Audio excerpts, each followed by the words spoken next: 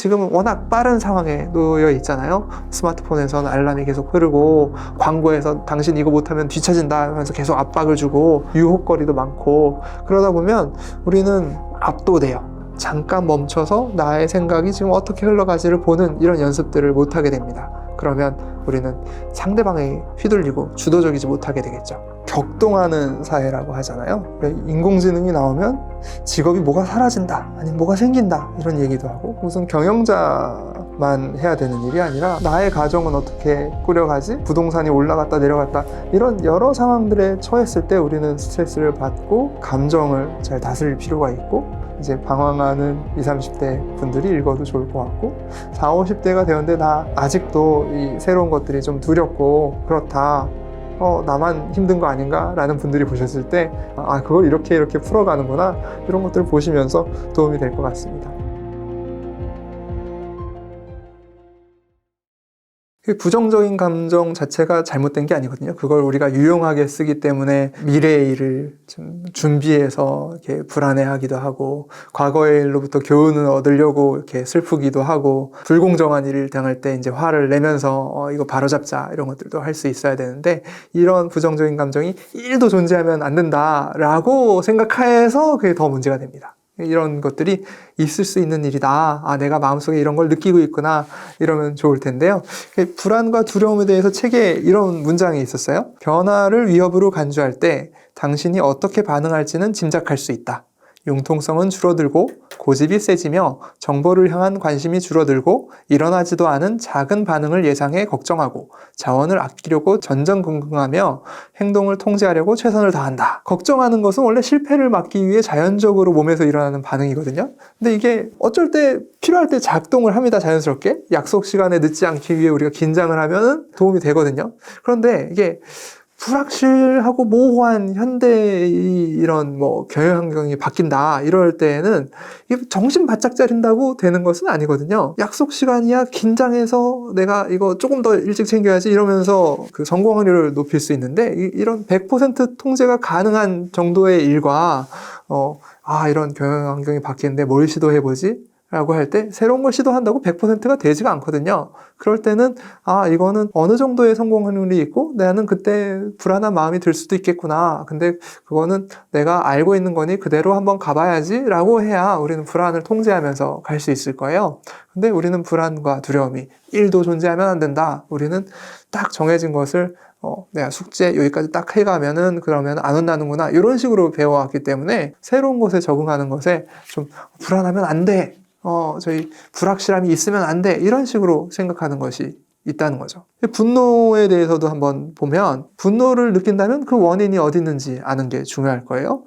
내 의견이 무시됐다면, 불공정한 무시라면 화가 나는 것이 당연하겠죠. 책에도 원하는 대로 회의가 진행되지 않으면 펜으로 책상을 두드리는 버릇이 있는 경영자에 대한 얘기가 있습니다. 감정 표현을 억누르기만 하면 리더로서 좋은 모습을 보일 수 있고 덜 공격적으로 매너를 갖추면서 말로 표현할 수 있을 것이다 라고 하는데, 이 사람이 분노를 알아차리지 못하니까 그걸 계속 쌓여있다가 결국은 이제 분란이 생기고 자기의 성과가 떨어지게 되거든요.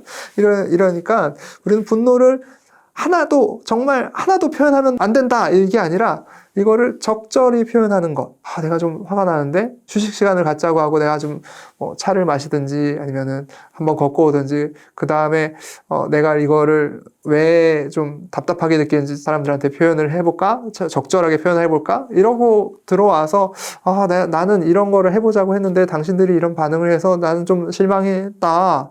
근데 이런 거는 이런 식으로 해보는 게 나의 결정 권한에 있는데 한번 해봅시다 라고 표현하는 게 막 책상을 쿵쿵쿵쿵 하면서 사람들이 쟤 화났다 이러면서 이제 나중에 큰 사건이 생기는 것보다 훨씬 나을 것입니다. 그러니까 우리는 사람이 감정을 표현하는 것은 나약한 사람이다 라고 잘못 알고 있는데, 감정을 적절하게 표현하는 게 필요하지, 물론 당연히 이렇게 날리고 욕설을 하고 이러면 안 되겠죠.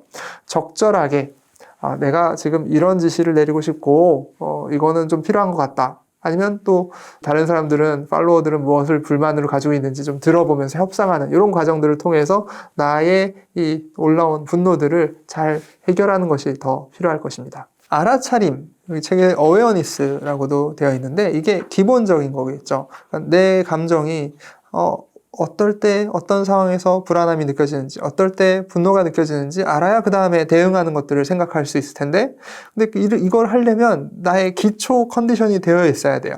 책에도 운동, 식사, 수면이 이제 간단하게 언급이 되어 있는데, 내가 엄청 몸 컨디션이 안 좋고 힘들 때는 이 감정을 아무리 내가 알아차리려고 노력해봤자 지금 해롱해롱한데 될 리가 없잖아요. 그때 이제 기법들도 잘 알고 있으면 좋겠죠. 명상, 근육 이완, 심호흡 이런 것들이 책에도 제시가 되어 있는데요. 이런 테크닉들을 내가 지금 기초적인 상황이 어떻고 지금 상황을 알아차리고 내 마음속에는 어떤 것이 일어나고 있고 이런 거를 알아차리면 지금 내가 불안한 건지 아니면 화가 나는 건지 이런 것들을 알고 그 다음에 대응하는 것들이 될 거예요. 그런데 이게 책에도 이제 성찰 부분에 나와 있지만 내가 자주 하는 패턴이 있다면 이게 나의 어딘가에서 왔구나. 나의 빈번한 생각, 감정 패턴 이것을 알아두는 것이 큰 도움이 됩니다. 특정 패턴이 반복된다면 이거는 아마 나의 어린 시절로부터 왔을 가능성이 높거든요. 나한테 유리하니까 이 패턴을 계속 써올 거야 라고 해왔는데 어느 순간에는 좀 잘 통하지 않는 그런 상황에 맞닥뜨린 거죠.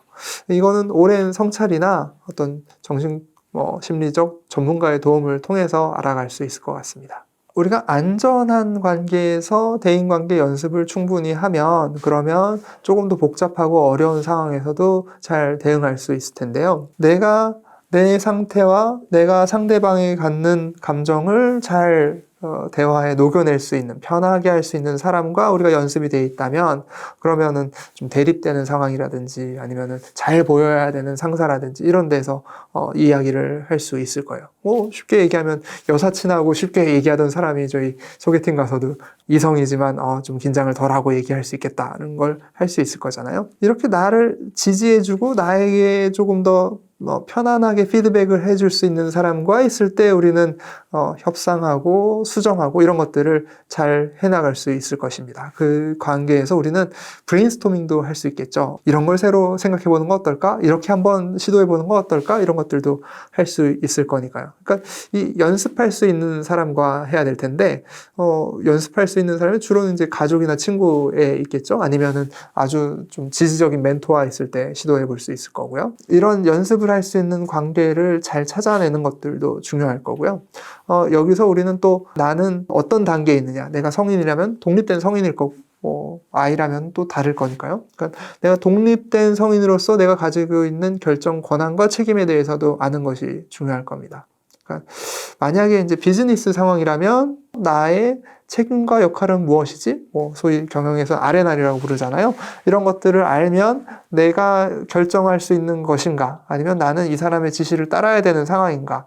이게 모호하게 전달돼서 혹시 상대가 나를 가스라이팅을 하고 있는 것은 아닌가? 이런 것들을 판단할 수 있을 것입니다. 우리는 머릿속에 하나의 생각을 집중하고 있는 것이 아니거든요. 머릿속에는 다양한 생각들이 떠오릅니다. 샤워하고 있을 때 이따 뭐 먹지, 어제 무슨 일이 있었지 이런 다양한 생각들이 떠오르는 게 당연하게 알고 있잖아요. 근데 그것 중에 그냥 잔잔하게 잊고 사라지는 게 아니라 계속 나를 방해하는 생각이 있다면 이게 뭔지를 한번 들여다보는 게 좋을 것 같아요. 내가 지금 잡생각이 많구나. 근데 이거를 집중하는 생각으로 돌아가야지. 이 정도로 해결되는 것들이 있을 거고, 이 잡생각이 너무 크고 너무 반복적으로 나타나. 그러니까 이건 나는 좀 해결하는 연습도 좀 필요하고 훈련이 필요할 것 같아요. 그런 거를 아까 지인들, 멘토 이런 사람들하고 한번 다뤄보는 것들도 필요할 거고요. 과거에 우리가 느린 자연적인 상황에 있을 때는 이거를 자연스럽게 하고 살았을 거예요. 길을 걸으면서 숲속길을 걸으면서 아니면 천천히 음식을 만들면서 내가 마음속에 이런 게 있구나 아니면 그거를 하루하루 일기를 정리하면서 이런 것들을 자연스럽게 했을 텐데 지금은 워낙 빠른 상황에 놓여 있잖아요. 스마트폰에서는 알람이 계속 흐르고 광고에서 당신 이거 못하면 뒤처진다 하면서 계속 압박을 주고 유혹거리도 많고 그러다 보면 우리는 압도돼요. 내 생각들을 읽는 훈련을 못하게 되고 그냥 저희 생각이 막 떠오르는 대로 쫓아가게 되다 보면 잠깐 멈춰서 나의 생각이 지금 어떻게 흘러가지를 보는 이런 연습들을 못하게 됩니다. 그러면 우리는 저희 상대방에 휘둘리고 주도적이지 못하게 되겠죠. 어떤 사람은 운동이고 어떤 사람은 명상이고 그럴 텐데 나에게 특정 상황에서 자주 반복되는 상황에서 대처가 되는 그런 방식 한 가지 이런 것들을 알아두시면 좋을 것 같아요. 어떤 사람은 음악 듣기고 어떤 사람은 명상이고 그럴 텐데요. 그러니까 부정적인 생각 자체가 문제가 아니라 그것을 이해하고 대처하는 동안에서 우리는 약간 시간 여유를 가지고 돌아보는 게 필요할 텐데 그때 내가 가장 익숙한 것들이 도움이 될 거거든요. 어떤 사람은 한번 걸으면 생각이 정리돼 이런 사람들도 있을 거고요. 어떤 사람은 나는 이런 상황이 있을 때는 지인들하고 수다를 떨고 채팅해 그러면 마음이 정리돼 이런 사람들도 있을 텐데 이때 내가 지금 머릿속에 어떤 생각으로 힘들어하는지 알 수 있게 하는 그런 루틴 같은 것들이 생기면 좋을 것 같습니다. 그 루틴 플러스 기초 체력이겠죠. 내가 건강 관리를 잘 하고 있어야, 잘 자고 잘 먹고 있어야 방금 같은 시도를 할 수 있을 거니까요. 격동하는 사회라고 하잖아요. 그러니까 인공지능이 나오면 직업이 뭐가 사라진다, 아니면 뭐가 생긴다 이런 얘기도 하고 메타버스 얘기를 얼마 전까지 하고 있었고 무슨 경제 상황도 뭐 중국과 비즈니스를 잘해야 된다 해서 뭐 미국하고 지금 중국하고 싸우는 상황에서 어떻게 해야 되냐 꼭 무슨 경영자만 해야 되는 일이 아니라 일선에 있는 사람들 나의 가정은 어떻게 꾸려가지 뭐 부동산이 올라갔다 내려갔다 이런 여러 상황들에 처했을 때 우리는 스트레스를 받고 감정을 잘 다스릴 필요가 있고 또 그때 좋은 사람들과 정보도 공유하면서 서로 지지해주는 이런 관계들이 필요할 텐데 자살률이 높고 우울증을 많이 겪고 특히 20, 30대가 힘들어하는 게 20, 30대는 40, 50대보다 경험이 짧기 때문에 새로운 것에 노출되는 것이 많고 원래 그런 나이거든요.